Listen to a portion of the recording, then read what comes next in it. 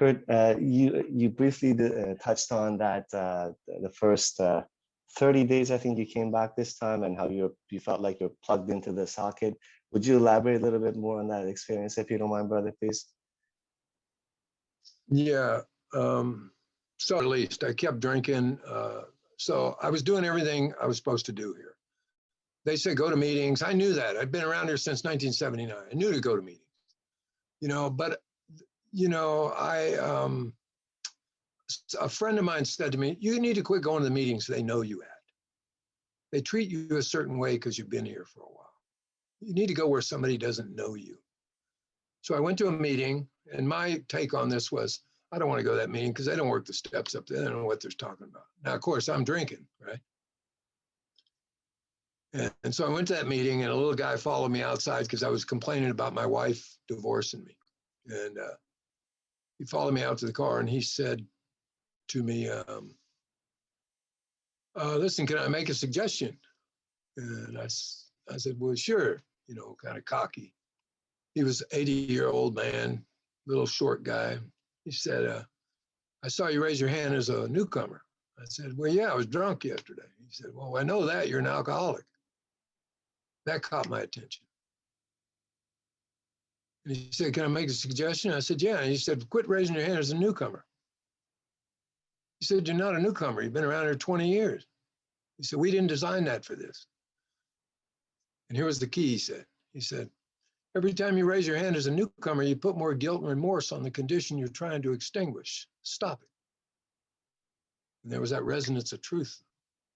I heard it. And so I continued to drink for another 3 weeks, and I complained about my wife leaving again in the meeting, and he followed me back out to the truck again. And he said, can I make another suggestion? And I was like, yeah, sure. And I was listening to him because of what he said before. But I did quit raising my hand as a newcomer. He said, can I write a prayer for you to say? He said, I guarantee it'll work. And my comment to him was, good, because the 4-letter word she needs to change, right? I thought, if I say the prayer, she'll change. So he wrote a prayer for me. And the prayer was, God, please give Rhonda the very best that life has to offer. Please give her health, happiness, and prosperity. And please give her a peace and understanding she's never experienced before. That was the prayer. And he said, I guarantee if you say this prayer, it'll work. So I said that prayer for 3 months. And basically what happened was, when my kids left and my ex-wife left and they went up to the mountains to their grandparents on Christmas, I was in the house alone. And basically what happened was that prayer happened to me. And I knew exactly what had happened. I knew exactly what I was experiencing. And I texted 3 people. Don Coyce was one, Brett Bozeman was another, Bill Cleveland was another. And Brett said to me, where are you? You're back. And I called Ted Jenkins, the guy that gave me the prayer. And I was kind of teary-eyed when I called him, and I said, something's happened to me. And he started crying on the phone. He said, I know. And I said, can I ask you another question? And he said, yeah, you can. And I said, did you know this was going to happen to me? He cried a little more, and he said, I did. And I said, can I ask you one more question? And he said, you can. And I said, did you know you couldn't tell me that when you gave me the prayer? And he cried a little more, and he said, I did. And I don't know, I just think those kind of people are few and far between, and we run into them in these rooms. That's a miracle. So that's about. Thank you very much, brother. Yeah, you're welcome. Amazing. Turning Point, you don't have a video, but I'll give you a chance. Come on up, please. Hi, I'm Ashlyn. I'm an addict alcoholic. I'm sorry about the no video thing. I didn't even think about that as a part of your protocol. But Kurt, I just wanted to thank you so much for bringing so much understanding to a lot of the steps. I actually took a lot of notes during this, and you just gave me a lot of hope for the coming steps that I have to take in this program. And I really, really, really appreciated it. Thank you so much. Yeah, thank you. Thank you very much. Jim W., come on up, brother, please. Hi guys, I'm an alcoholic and my name is Jim. And well, this is enough to make your brain explode. Thank you very much. A lot of stuff to think about. Now, I got so wrapped up in that analogy about the pail and the water, I lost track of what you were reading in step 11 it was an analogy for. Could you repeat that, please? Well, it was kind of an analogy for that. I probably didn't get to it, but it's that, at the very end of 11, it says, faith without works is dead, right? So I always add to that. Faith without works is dead, right? But works without faith is just self-propulsion. See, I needed some intuitive sense. People in Al-Anon realize this a lot. There's a thing, if I rob you from your pain, you have to start over again from the very beginning.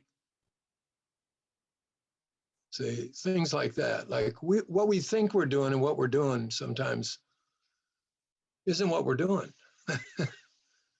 So I think I was using that analogy as like the bucket is like, I thought I was clearing the water by putting my hand in. Just like I thought I was, I had no idea I was trying to control and enjoy my drinking even by not going to the liquor store. These were all forms of control. I didn't realize none of this was going to work. Does that make sense? That makes sense, Jim? No? Yeah, no, I think I get it a little bit better. Yeah, there's certainly a lot of things that I think I guess I think I'm doing, I think I'm accomplishing. I don't know that really almost like the reverse is happening. Thank you, Jim, for your question. Yeah. Sorry, brother, were you gonna say something else, Kurt? Well, I think as a writing Bill did, they said, our good can be an enemy for the best. You know what I mean? Like there was more involved here. Koya said it to me when I drank, He said, were you serious when you took the third step in 1986? I said, sure I was. He said, well, I'm going to tell you something. You're not going to understand it. He said, all this drinking and all this madness is all part of that third step. Thank you very much. Alex P., come on up, please. Thank you so much, Ali, for your service. Thank you so much, Kurt. Alex P., recovered alcoholic. Kurt, I didn't expect to ask you this, but so just to give you, level set here, give you some context. Been in the program a couple of years.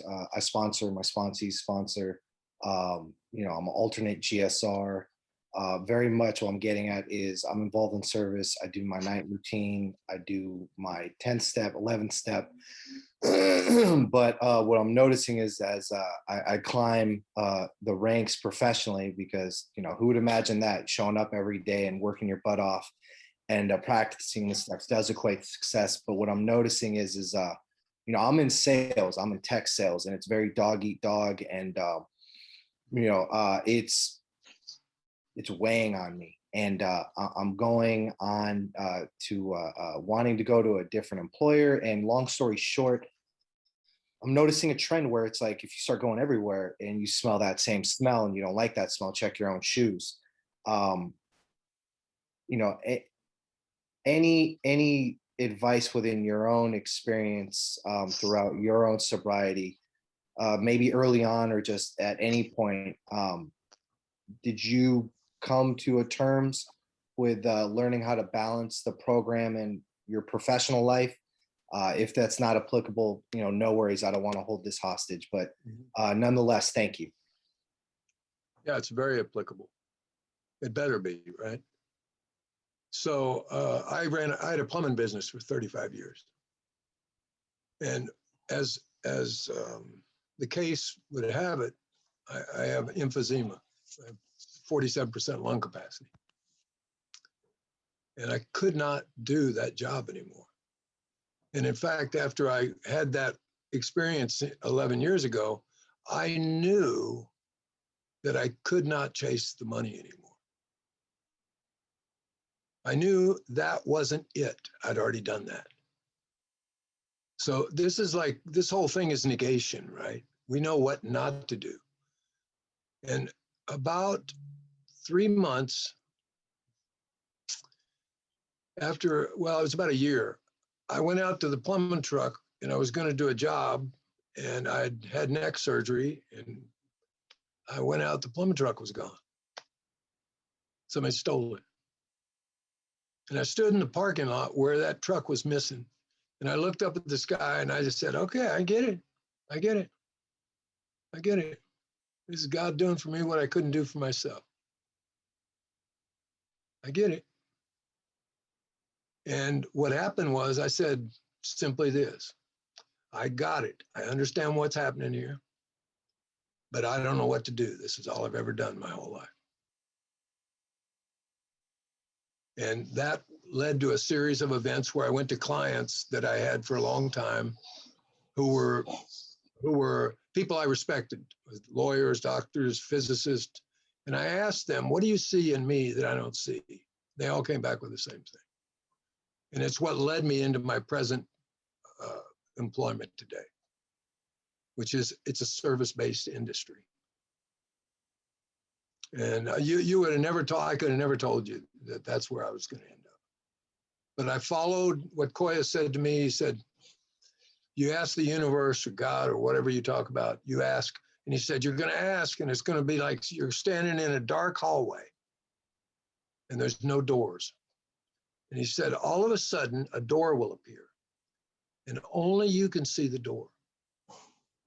You have to have enough faith to walk and open that door.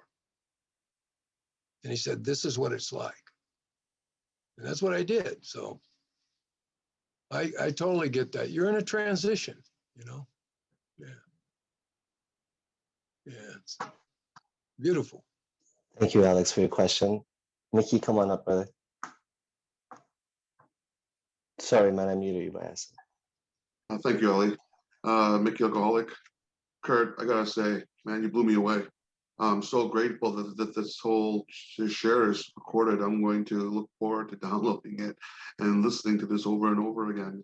I'm going to apologize ahead of time because I'm probably going to mangle what I thought I heard you say, but I'm going to ask you a couple of questions. If you can share some examples of this particular part of your share. You had mentioned something about look at it from the side of the solution, and that experientially you're used to looking at it from the problem instead of the solution. And I may have mangled that, and I apologize if I did. And but can you give us a couple of examples of how you did that, or how you change the narrative that way? Well, I didn't change the narrative. The narrative that was part of that experience of starting to see things differently. It says, you know, that's what the awakening is, right? We have a different perception of the same environment, right?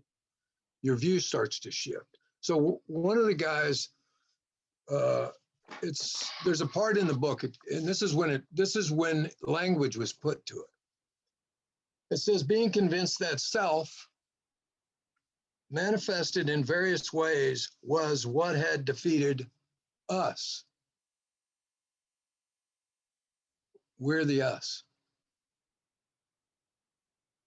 I'm not my thinking. This narrative is not me. It's conditioning, belief systems, old ideas, trauma. It's everything. It's like, and that narrative defined reality. And then there was an awareness that that reality was an illusion. That wasn't what was happening. The way Koya said it to me was, he said a thing, nothing has any meaning except for the meaning you give to it. That's consciously and unconsciously. I thought that was stupid when he said it to me. I just thought it was stupid. Like, what's that mean? but the narrative was making that statement. The conditioning, that condition, that activity, not entity, that's not who we are. We're, Coyus, not Coyus, I hate to drop Don in here. Don Pritz said this one time. He talks about a story about Michelangelo and David, right? It was a story he used a lot. And he used to say, somebody asked Michelangelo, how did you get David out of that piece of marble? And his answer was, I chipped away everything that wasn't David. He was in the marble. That's what we do here. We discover the obstacles in our path. We discover old belief systems. We see things that we're not. We do it in inventory. We see the truth about the lie. We're not writing about who we are. We're writing about who we've become based on that narrative, that condition of self. That's not who you are. You're a spiritual being having a human experience. And that spirit's never been messed up. You got a mental narrative that tells you you're messed up. That makes sense? Thank you, Mickey. Thank you, Kurt. Samantha, come on up, please. Hi there, Kurt. Thank you so much for your talk. And that was a great question from Mickey, but I have one that's a little more textbook. And that is, you mentioned some podcasts that you listen to. And I was wondering if you could elaborate on what you listen to. We get lots of people who share what books they draw from, but I've never heard anyone mention podcasts. Well, I would say mostly YouTube, but the same from books. So I would say I could just name some of the main people. So now most of my people are non-dual people, like Rupert Spira, Adashante, a guy named Paul Hederman, who's one of us, Thomas Merton, Ravi Shankar, Ravi Ravindra, Krishnamurti, William James, I think he was a mystic. Rumi, Shams Tabriz, his teacher. I mean, there's some great Hafiz, there's some great poets that were like, I mean, I just think we've gotten so far away from this Cartesian Newtonian perspective for the last 300 years. We've just forgot this thing that's in us. It's in us. It's just atrophied. And that's what I didn't know. The book said it. This great reality is deep down within you. I mean, all the wisdom teachers said it. All the prophets said it. I mean, it's not, that's what's so great about when it says, be quick to see where religious people are right. Not that they're right, where they're right. You start reading this stuff and you go, oh, they say that in the big book. Oh, they say that in the big book, right? You start to hear this. It's on my door, I said, committed to the different dialects of one language. That's underneath my name at the business. Two Trees Insight Guidance. It says, committed to the wisdom traditions of many dialects of one language. In AA, we call it the language of the heart. These are all different modalities of perception, from based on culture and time when they were written. They're all pointing to the same thing. I said this today to a guy. I said, there's an old story about, everybody's going up the mountain, right? And everybody's on these different paths going up the mountain. And the only ones that argue about the paths are the guys that are on the paths. You're on the wrong path. You need to come over to my path. This guy is, no, you're on the wrong path. So, but the people that got to the top of the mountain, they're not arguing about which path gets you there because they see all of them take you to the top of the mountain. Thank you, Samantha. Penny Claire, come on up. Good to see you. Hi, Ali. Thank you. Um, Hi, I'm an alcoholic. My name's Penny Claire. Thank you, Kurt. I'm just Yes. trying to get your picture to come up. I've met you at the emotional sobriety meeting, and I love what you have to share. I'm really aware of the narrative in my mind, and it's really, really strong. And like this morning, I just had this, I felt so clear. My mind told me that I could tell that I was creating my own problem. And there's a part of my mind, I would call it madness, always wants to tell me where I'm wrong and how I'm doing it wrong. And I continually to be on this wheel to fix things and make things better. And I have this person in my life that says, you know, bring your lawyer. It's actually my son. He goes, bring your lawyer, mother. And he said, bring your disbarred lawyer. Like, I realized this problem in my head was only in my head and it wasn't even real. It's like a relationship I had with a sponsee. So all of a sudden it was just so clear. Just send her a love note. It's over. There's no freaking problem there. You're making it. But that feels like the narrative too. And and then the narrative says, you're never going to get out of this. You're so deep, such a deep analytical thinker. And so then when you say, like, do you go to the ocean every day and sit on the wall? Do you make disciplines for yourself? And like, just, I've got a really beautiful, active mind, but there's a lot of, I understand what you mean by the narrative, but I don't know if I've ever really experienced just being. I just don't know if that's even possible. Well, yeah, I don't think you could see the narrative if that wasn't possible.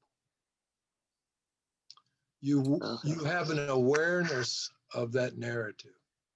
This awareness is the essence of a spiritual experience. Our more religious members call it God consciousness. The very thing you're looking for, you're looking with. And there's a residual on this thing.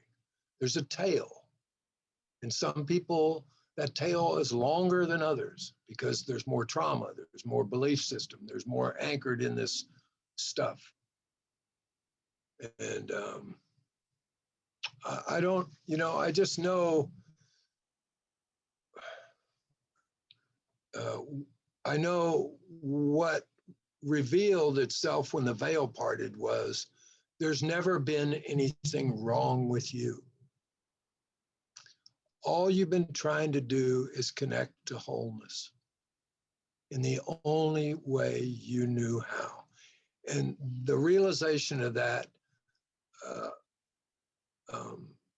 was like the access to that forgiveness, grace, whatever.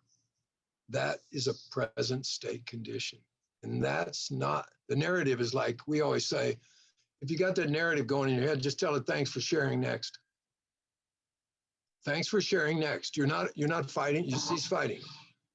Thanks for sharing next. You invite the next narrative because eventually people say problems die from neglect because they're not problems, they're mental narratives. They'll die from neglect because nobody's paying attention anymore.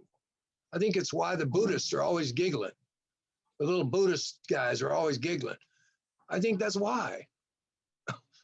I think, oh my gosh, can you imagine that thing talking? I mean, we hear it in sponsees, don't we?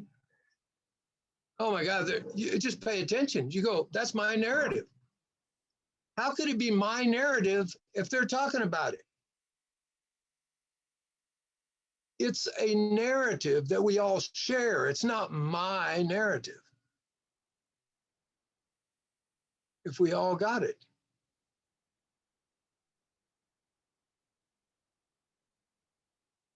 Thank you, Penny Claire. Andrew, come on up, please.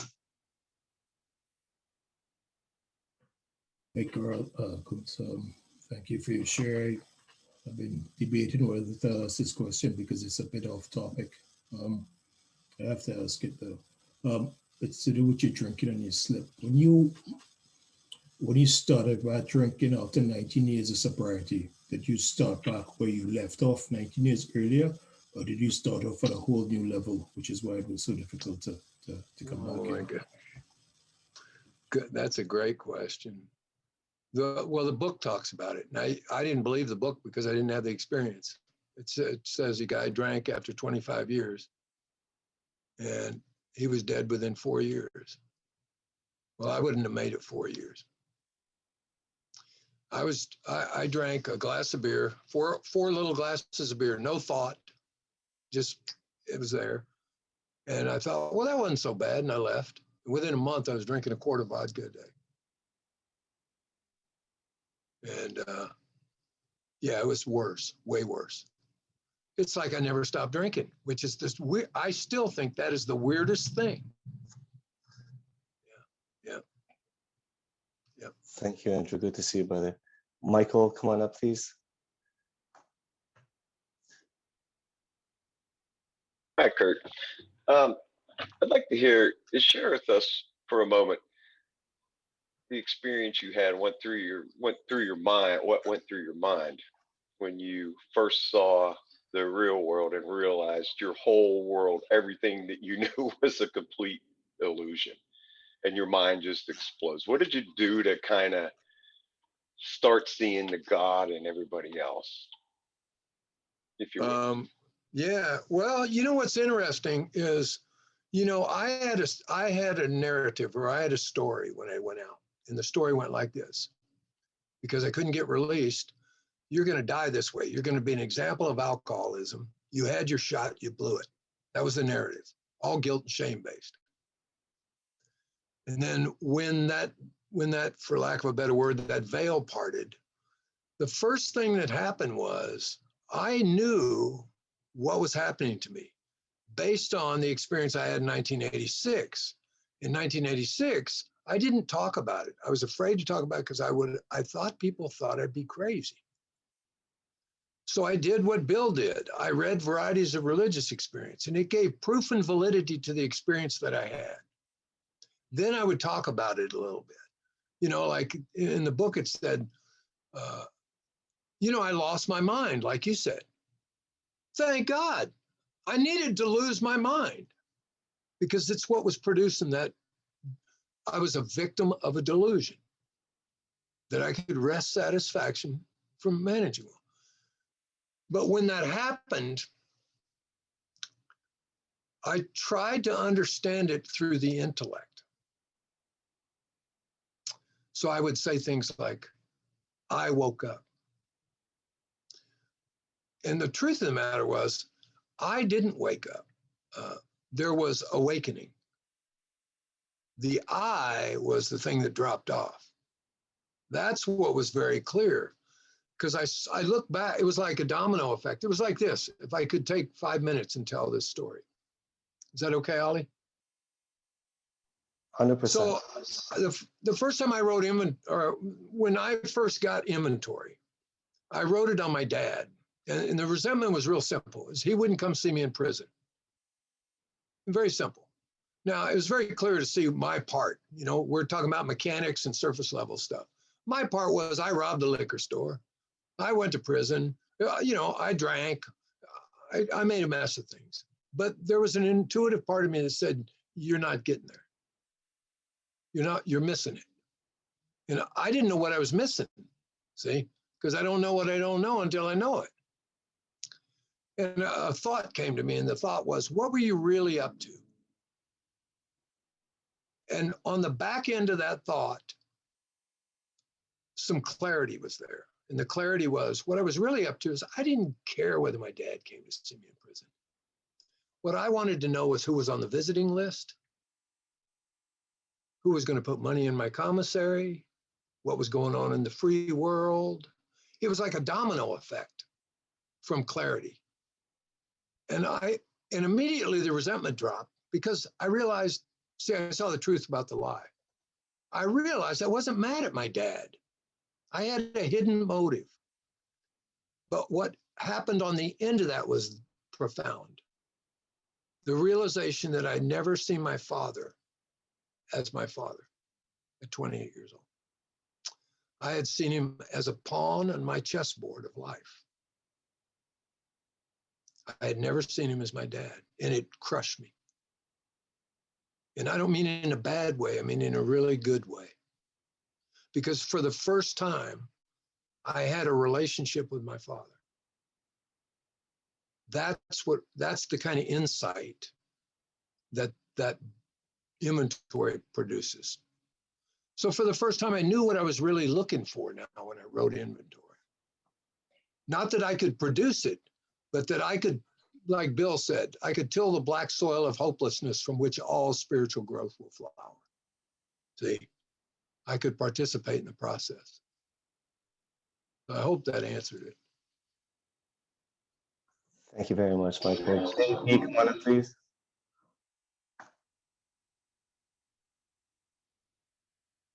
Yeah, thanks.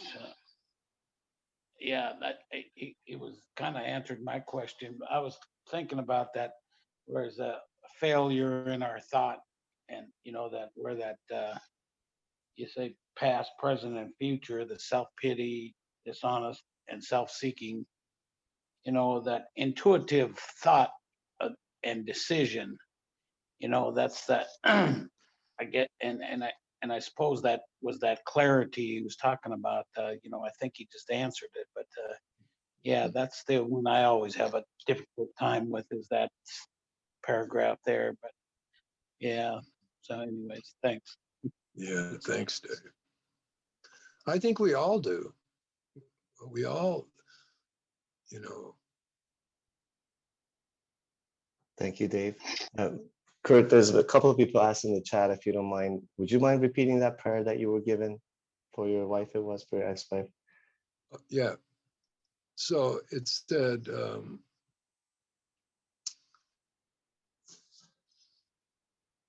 let me grab it. It's right here. All right. God, give Rhonda the very best that life has to offer. Give her health, happiness, and prosperity, and a peace and serenity that she's never known before. And then I wrote underneath it, pray every day. The guy says it works. Beautiful. And it did work. Raul, come on up, please.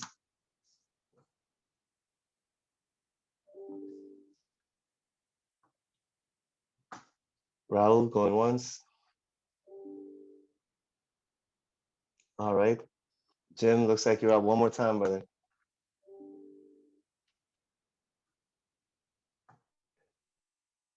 All right, thanks. So when you were talking about the line that says we consider our plans for the day, it's tough trying. I'm gonna have to listen to this recording later on to go at each little part. But so was Bill trying to get at the idea that we consider our plans for the day instead of I'm going to do this and I'm going to do that, which I guess might be a form of my will be done, that our plans for the day be thy will be done. Those are my plans for the day. If you could comment on that, please. Well, I wouldn't even pretend to know what Bill meant by that. But what I can say is and I know this is a living system. This thing's a living thing. And we will, like, I read this at a certain degree. And then it got deeper and deeper and deeper. Like, we all read the big book and we go, wow, I didn't know it said that in there. All of a sudden it comes out. So I think as we do this, we get different levels of understanding of this thing based on wherever we are. I mean, that was profound when Koya said, they're not talking about your plans. They're talking about the plan is your corrective measure. Like, that was revelatory for me. I was like, oh, it makes sense now. It made sense. Oh, my corrective measures. So if let's just say I'm dismissive to Ali, and I see, okay, this is what I've seen. This is what I was doing in the nightly review. And I get up the next day and I say, I ask for a corrective measure. My plan for the day might be, what is the plan for how am I going to be? Am I going to be the opposite of dismissive? Am I going to be more awake and aware of other people? Am I going to be, it could be a number of things, right? So at first it was the opposite, because it's always that. Oh, I'm selfish, I want to be kind. But then there was another level of that was like, this is heads and tails of the same coin. This is just self-manifested in both ways. So it went a little deeper. So I think people, we have our own experience with reading it. I think the point was, for me, the real magic was to see thy will is being done. It's happening right now. It's a present state condition. Oh my gosh, that's profound. That's the only place I ever wanted to be. It's the only place I ever fit. Was here without a narrative. This is why I was so angry for so many years. I always thought it was her, them, money, that, where it landed. The anger was coming from my complete separation from source, period. End of conversation. Where's source? Right here. My God, that you can rest there. You can experience serenity there. You can comprehend the words. You can know peace. You are in a position of neutrality. You are safe. You are protected. ... It's all a present state description of that state of awareness.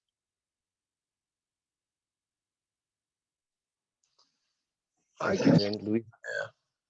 sorry about that, Kurt. Go ahead. No, that's all right. I get on a tangent there. Sorry about that. No, it's all good. You got these beautiful pauses. I just don't know something's going to come again. So I wanted to. Louisa, come on up, please. Hi, everyone. I'm an alcoholic. My name's Louisa. I'm grateful to be here. Thank you so much, Kurt, for your message. I really related to what you shared because I went out at 16 and a half years. And I had the same narrative. My drinking, I could not escape the drinking at all. And it was like I had never stopped. So I wanted you to, I know you touched on it, but if you can speak a little bit about what your 11 years of sobriety is like now to what you were like when you were 19 years. Yeah, if you can touch a little bit, what's different or what other changes you've made. Thank you. Well, it's night and day, I think. I mean, you'd have to ask the people around me, but I know, yeah, it's just a different way of relating to the world. It's totally different because the basis is different. I heard it said like this by a friend of mine who he hasn't been able to get in the program. He's been around 28, 30 years. He made a profound statement one time in a meeting. He said, when I try to fit AA into my life, it never worked. He said, but when I fit my life into AA, it always worked. Now, out of the mouths of babes, right? Here's a guy who couldn't stay sober. But while he was sober, he said this. And I think that's the deal. I mean, part of that clarity was I had thought I did something wrong. And I say this a lot in different groups. First thing I say to new people, I want to get something across. You might not hear it now, but you might hear it later. You did absolutely nothing wrong by drinking and using. All you were trying to do was connect to wholeness the only way you knew how. Anything else is a narrative about that. That's all you were trying to do is connect to wholeness. And you can't find fault in that. It's just the only way I knew what would connect me. Yeah. I'm glad you're here. Thank you, Louisa. Kurt, we just got a couple of minutes left, brother. I was just wondering if you're inspired to share anything with us in closing before we close the meeting. You know, could I read something out of a non-AA book? Or is Please. that, it's just, I read this, probably Bobby Joe and Chris and all these, they probably get tired of me reading this. This is out of a book Mary T turned me on to. Surrender, the Sacred Art, Rami Shapiro. This is profound. This is great. When surrender is a tactic, it's just another means of control, another effort to impose your will on your disease. Surrender is beyond your power. If it weren't, you would have no need of a higher power. The genius of 12-step spirituality isn't that it teaches you to surrender, but that it exhausts you in the effort to surrender.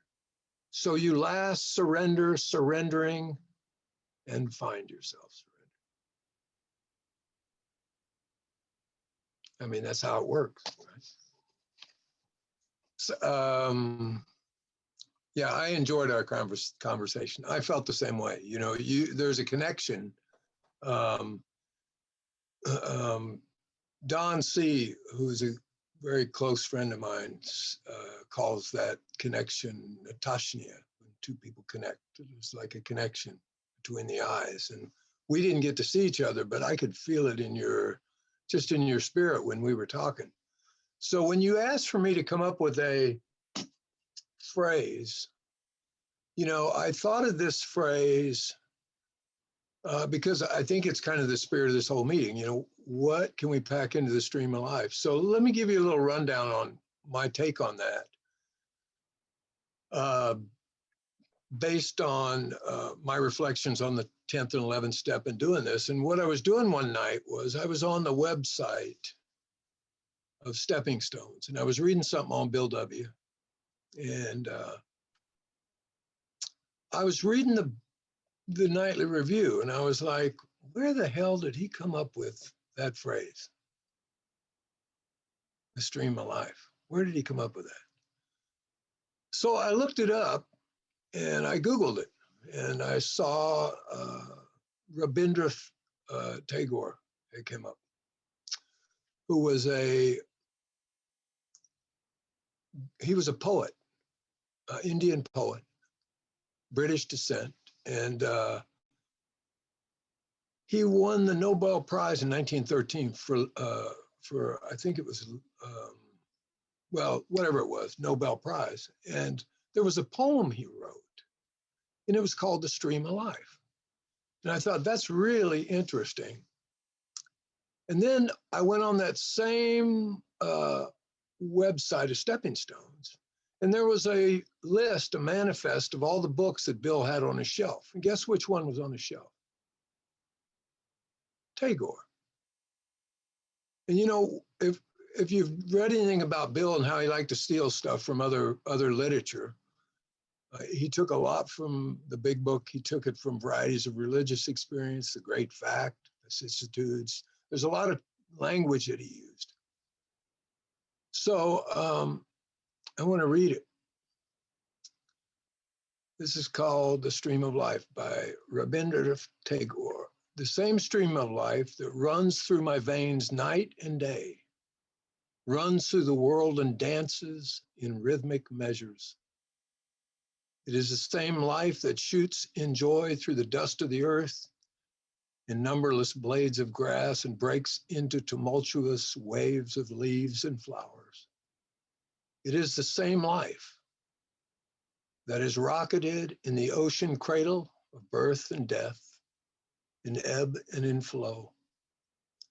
I feel my limbs are made glorious by this touch of this world of life. And my pride is from the life throb of ages, dancing in my blood at this moment. And he gave me some context of what they were asking. So how do we start this thing? This is an 11-step series, and You know, I was brought up that these steps are in order. You know, there's Don says, you know, he said, you fulfill the condition, you get a spiritual cookie. You know, you fulfill the condition in the first step, you get a spiritual cookie. You come to believe. You come to believe, and then there's only one thing to do with it, is make a decision and turn your will and life over to it. When you do that, then the first thing you got to recognize is how you manage and control your life through fear and self-propulsion, which is the inventory process. And then you share that with somebody. And they point out things you can't see because you can't see your own stuff. Then you take that stuff that you recognize and acknowledge, you take it into 6 and 7. Then you come to a place in 8 where you become willing to make amends to them all, keyword all. And I say that simply because there's a great importance in that. And there was for me. And it was kind of like, well, I'm willing to come to AA, but I'm going to drink beer. You know, I wasn't all in. So, and then, you know, you go and make amends. You make reparation for the damage you've done in people's lives. You have a new insight into what that is. And what happens in the whole process of this thing is something starts to wake up in you or in me that I didn't know was in me. You know, Diane read it. She said, this unsuspected inner resource.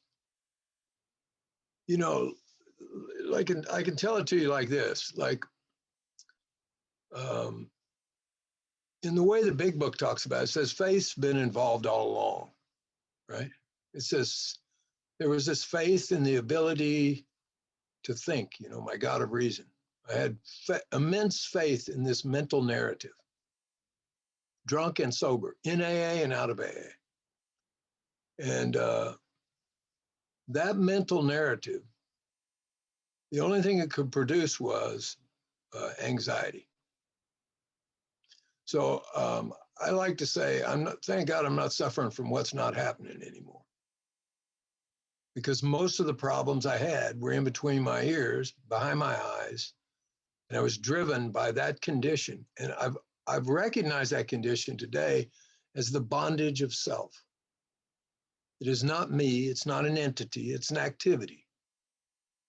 And so what happened when I started making amends, this awareness that you talk about, this awareness that is the essence of a spiritual experience, this awareness, intuitive thought, sixth sense, vital thing that they talk about in the book, started to wake up. And it's kind of hard to talk about 11 without 10.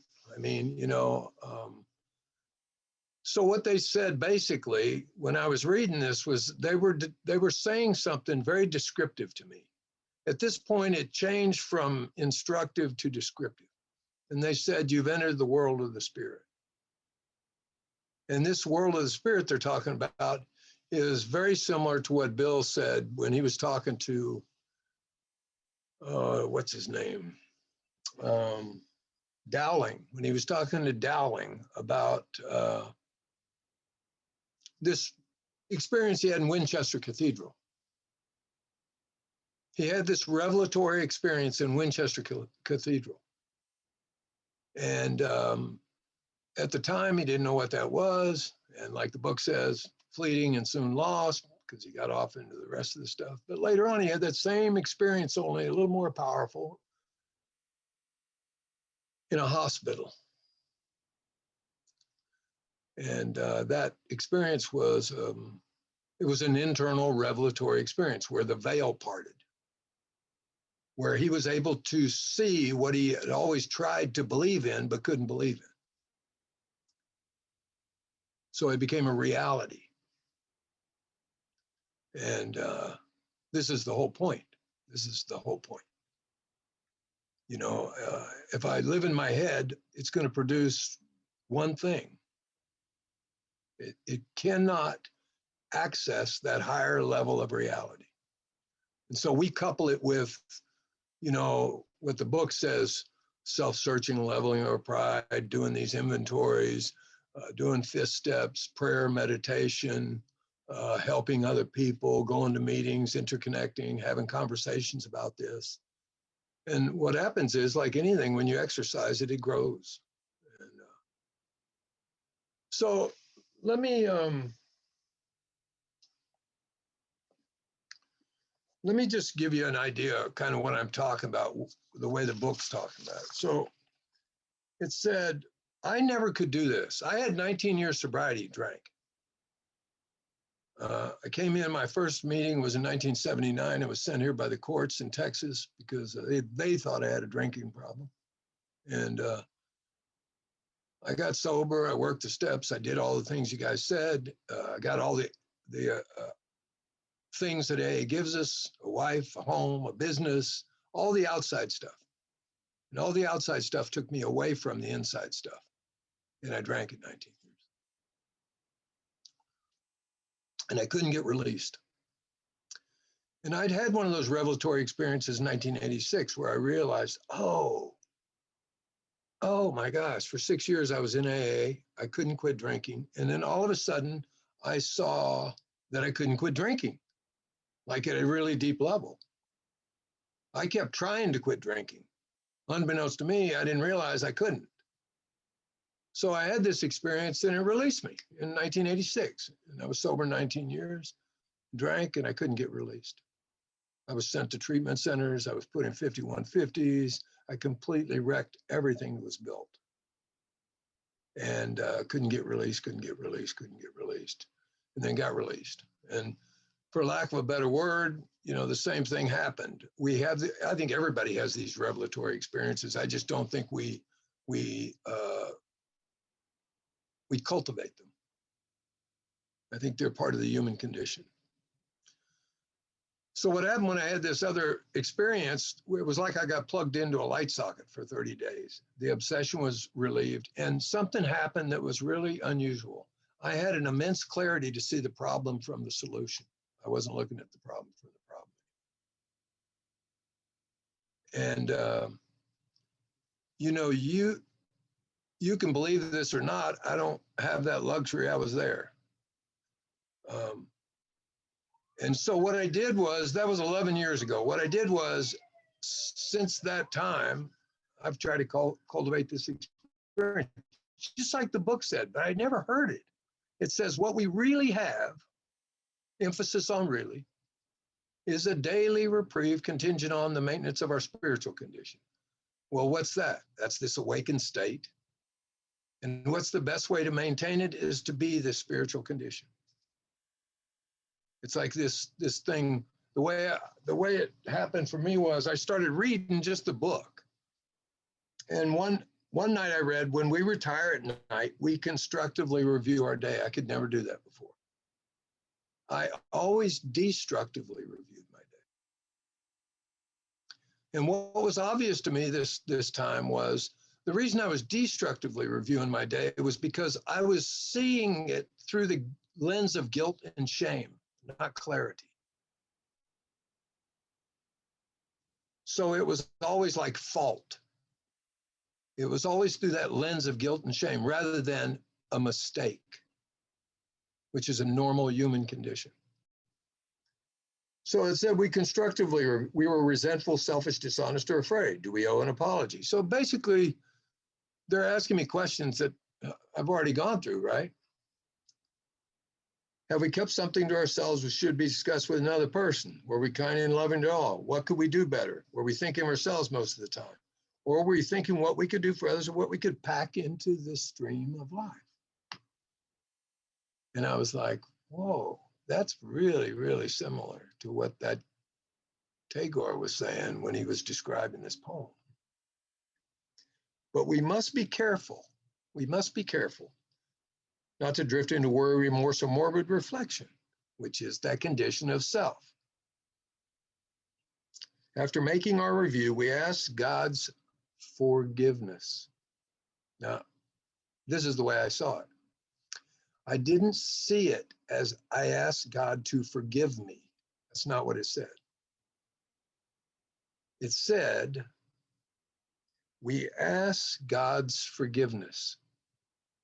Well, my experience with God's forgiveness was the revelatory experience I had that released me.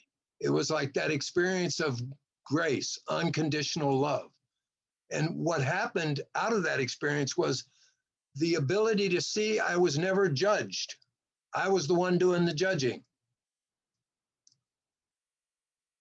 And so this is what I'm asking for now. I'm asking for this to be in this place, this present state condition where this is my natural state. I used to think selfishness was my natural state. It's not. I don't buy that. My spiritual malady has to do with the seeming separation of me from that spirit. That seeming separation wasn't a spiritual dilemma. It was a mental narrative that told me I was screwed up spiritually. It's just the way I see it. There's nothing wrong with any of us. And most of us know that there is this connection, this grace, this forgiveness. Most of us know that because that's why I was drinking in the first place. I was trying to connect.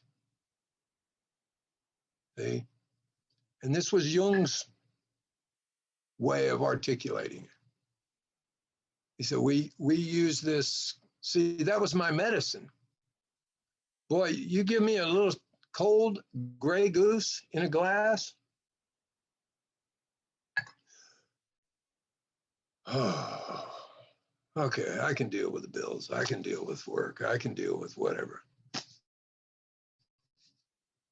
That was that synthetic false. So what I realized was that was all I was ever looking for, ever, in whatever way it manifested. So this book took on a different type of meaning. Then it went into, on awakening, let us think about the 24 hours a day. You know, there's like 15 times it mentions thinking or thought in this, right? In just a couple paragraphs. We consider our plans for the day. I said this to Koyas one time. He said, what do you think that means? And he said, I said, well, you know, I write a list of everything I'm going to do today. He goes, that's not what it means. I said, well, what do you mean that's not what it means? He said, your plans for the day, Kurt, are the corrective measures of how you're going to be today, not what you're going to do. When that being is right, then that action that comes out of it's a different action. It's a different way of doing things. It's more intuitive. It's more responsive. It's not reactive. It has more of a flow to it. So I never looked at it like that. I never looked at, oh, this is what they talked about in the fear inventory. It says, you know, we commence to outgrow fear. Direct my attention to what you'd have me be. So the analogy I use with this is this. I say, if you imagined a bucket of water and the bucket of water was super dirty and you stuck your hand in it and your intellect said, you need to clear the water by circling your hand in a clockwise position. And you did that. You pulled your hand out and you realized the water's still dirty. So plan B would be put your hand in and circle it in a counterclockwise position. You pull your hand out, the water's still dirty. Plan C would be put your hand in there and go vertically horizontal. Pull your hand out, the water's still dirty. So if you pause, like they say later in the 11th step, and you ask for an intuitive thought or action, it's like this with that water. All of a sudden you stop putting your hand in the water. You don't do something, you don't do something. And what happens naturally is the water starts to clear. And when the water starts to clear, you can see exactly what was causing the cloudiness in the pail at the bottom of the bucket. This would be a metaphor for that. See, sometimes I think I was in my own way. You know, James talks about it in varieties of religious experience. He says, sometimes we try to think of a phone number or a person's name, and the harder we try and think, the more we block the ability to get to that phone number or that thought process, that memory that has it. And as soon as we turn away from it, it seems to come forth of its own accord. See, this is all we can do is point out what they're talking about here. We can't talk about this. This is experiential. So I really like that, because it was like we consider our plans before we begin. We ask God to direct our thinking, asking it to be divorced from self-pity, dishonest, and self-seeking motives. And this is just my take on this. You know, take it or leave it. This is that mental narrative that produces anxiety. We call it fear. It's faith in a thought system of what's not happening. That's what it is. Self-pity is the past. Dishonest is the present. I cannot see with clarity. I see through a lens of self, conditioning, a narrative, trauma, old ideas, belief systems, that. Or self-seeking, which is the future.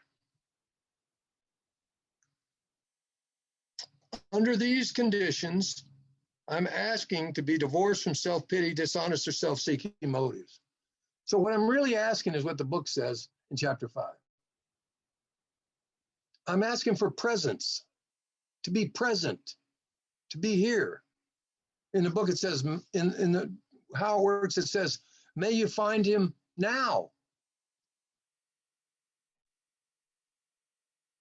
Not in the past, not in the future, not with a mental narrative overlaying it, but with some clarity here, right now.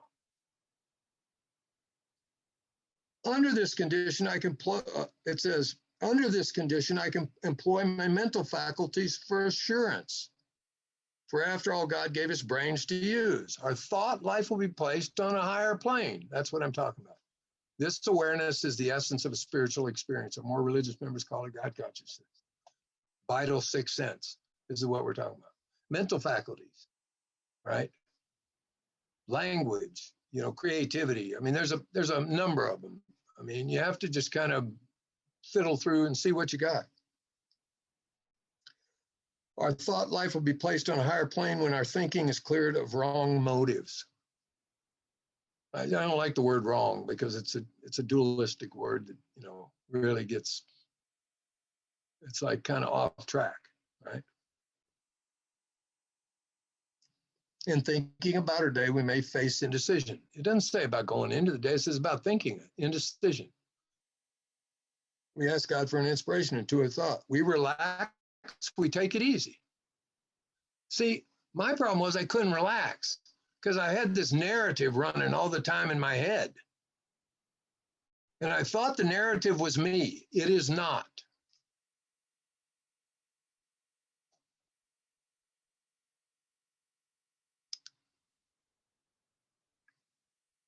We don't struggle. We're often surprised how the right answers come after we've tried this for a while.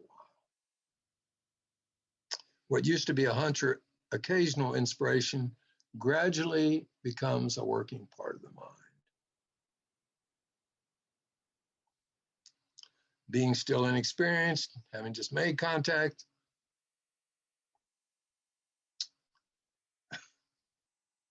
It says you might pay this presumption, you will pay this presumption in all sorts of absurd actions, you know, right? I mean, we conclude the period of meditation. You know, I mean, so the meditation, there's lots of meditations. There's, you know, there's so many modalities. There's so many different ways of meditating. And all those meditations are to bring you to a meditative state. And the meditative state, I think, is conscious awareness. It is presence. It's a state of well-being.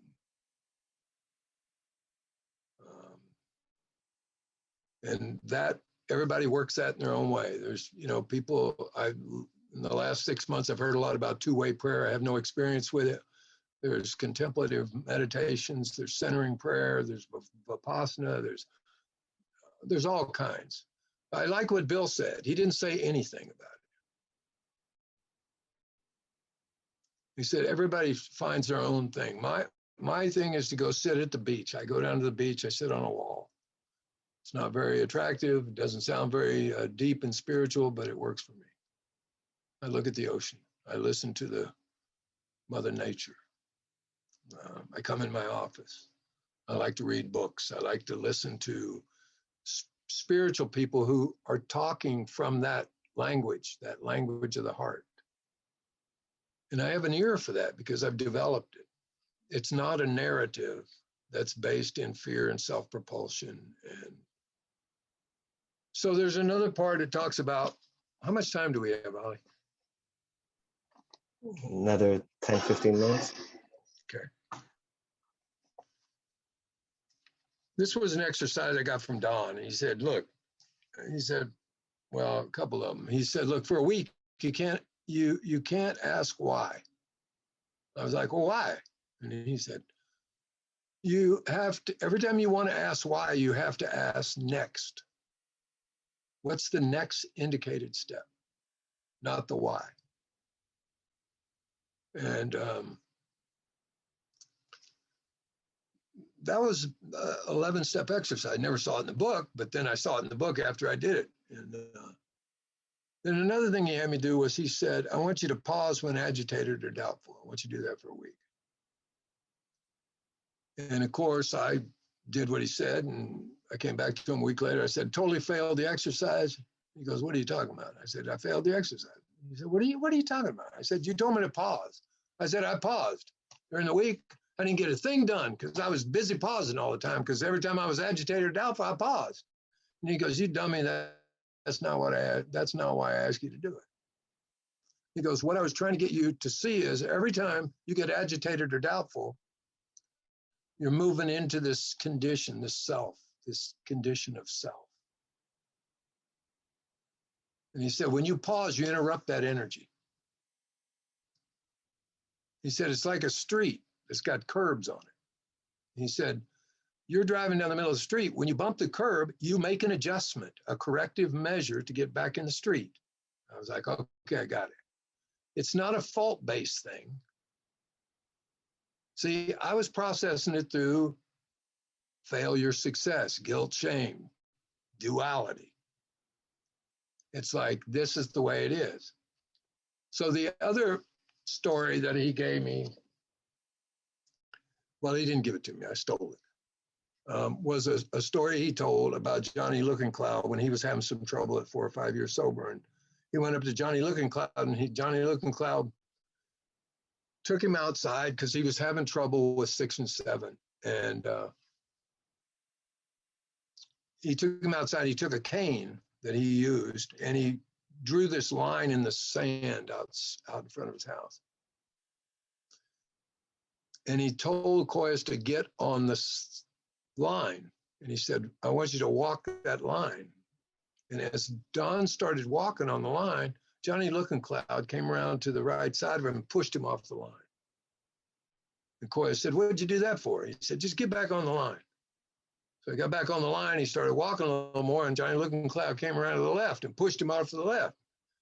And he said, by the time I got to the end of the line, I was really pissed off because this guy had pushed me off the line like 5 or 6 times and didn't tell me why. He said, and then Johnny Looking-Cloud said something to him. He said, I want you to turn around and look at the line. And he turned around and he looked, he said, Johnny Looking-Cloud said to Don, you think the path is that line. It's not. The path, he put his hands out like this, he said, is that line and the steps off of it, back onto it, off of it, back onto it. And it clicked for me. I said, oh, constructively review my day. This is how I'm going to build by seeing my mistakes. And they are simply mistakes. There's no guilt or shame attached to them. And if there is, there's probably an amends that needs to be made. somewhere back wherever. That's an indicator. It's like that guilt's supposed to be there. I did wrong, guilt. I am wrong, shame. That's a delusion. That narrative is coming from the condition of self, a belief system. It's not true. So this was how he kind of shaped the way I understood this nightly, morning kind of exercise, right? As we go through the day, we pause when agitated or doubtful. We ask for the right thought or action. We constantly remind ourselves we are no longer running the show. You know, a friend of mine said this the other day. He said, you know, the whole point of this is, in the third step, is being convinced, right? Like if you want to pray for something, pray for being convinced. He said, and then at some point, it has to grow into staying convinced. Like not going back and forth, back and forth, back and forth. So how we do that, or how I do that, is on a daily basis. What I really have is that. So it says, running the show, humbly saying to ourselves many times this day, thy will be done. At some point for me, that changed. Because it sounded like thy will be done needs to happen. What changed about it was thy will is being done. It's happening. This, whatever you want to call it, in my eyes and understanding, we are all an expression of this will. In a traditional way, they'd say the four-legged, the two-legged, the winged ones, the fish, everything is a manifestation of that will. We're all relatives. There's no exclusivity, it's inclusivity. We're all brothers and sisters. The Sweat Lodge, they say the Stone Brothers. They welcome the Stone Brothers into the Sweat Lodge. I used to wonder, what the hell are they talking about? They recognize this is an expression of that will. There's a lot of different modalities of the way this is expressed in because it says be quick to see where religious people are right, not that they're right. Be quick to see where. And at this point, some discernment starts to be obvious. Because you're not seeing with your head, you're seeing with this other sense. And I mean, this is a tremendous realization. It's a tremendous gift. It's a tremendous thing for me to be a part of all you guys talking about this. And this is what I think is really what happens. This is the theme. What can we pack into the stream of life? It ain't out there. It's in here. It's like this is what I think it's about. So I think with that, I think all the air is out of the balloon here. I think I'll leave it there.